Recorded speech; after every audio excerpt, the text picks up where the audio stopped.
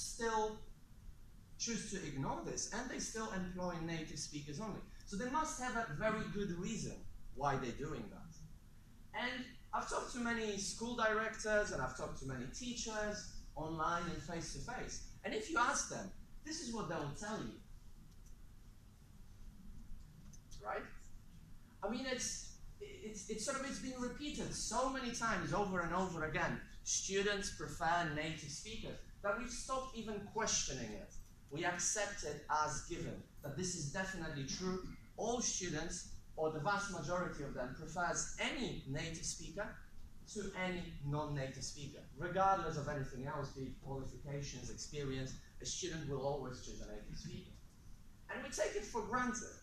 However, when we look at research, and this is what I briefly want to look at, we might get a slightly different picture. And a lot of research has been done on this topic. For example, in 2004, Mahbub studied students in the US.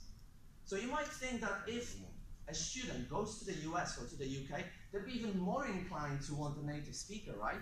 After all, they're going to a native English-speaking country to learn proper English from proper American teachers, right? Not some non-native speakers. So you might think that those students would be even more inclined, yes, I want a native speaker teacher. So Mahbub gave those students an essay question and asked them to write an essay. Who do you prefer? Who do you think is a better teacher, a native or a non-native speaker, and why?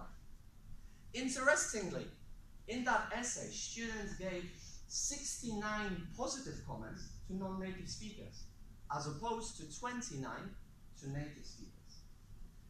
Even more interestingly, non-native speakers got only 6 negative comments, whereas native speakers got 12 negative comments in those essays.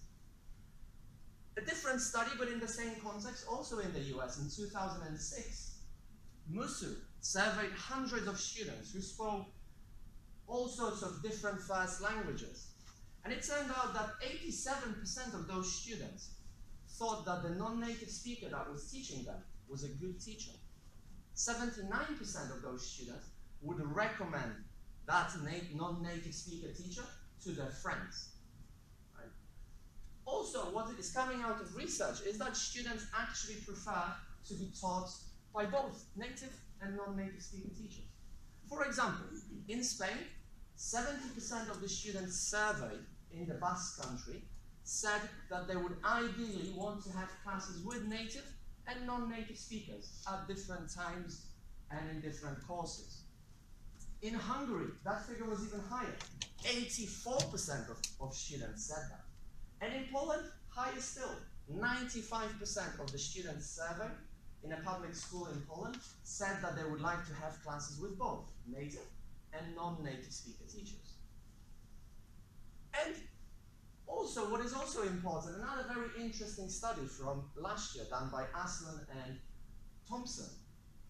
What they did was not to give students the labels native and non-native speakers. Because if you think about it, we are all human beings and we are all biased towards different things. I mean, if you were choosing a mechanic and somebody told you you can have a Polish or a German mechanic, who would you choose? I mean, obviously you would choose a German mechanic, right? Because the Polish mechanic will steal your car and then sell it back to you. Exactly, yeah. But, you know, the Germans have Audi, BMW, and so on. But I mean, we don't choose mechanics because they are German. But we are all slightly prejudiced in one way or another. And I think a lot of students might prefer native speakers if you ask them, who do you prefer, native or a non-native? Because it's been repeated to them so many times by so many of us that native speakers are better, that this is obviously what they prefer. However, so coming back to that research, what they did was not to ask the students, who do you prefer, native or non-native, but they asked them to evaluate the current teacher that was teaching them at the time without prompting them whether they were native or non-native. And the students were taught by a mix of teachers, both native and non-native. The findings? They were that in the eyes of the students, both groups were absolutely equal. So the way the students evaluated those teachers, statistically there was no difference whether the teacher was a native or a non-native.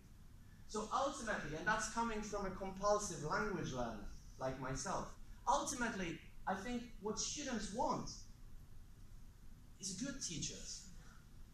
And this is my image of a good teacher. To stay up to date, follow TEFL Equity on social media.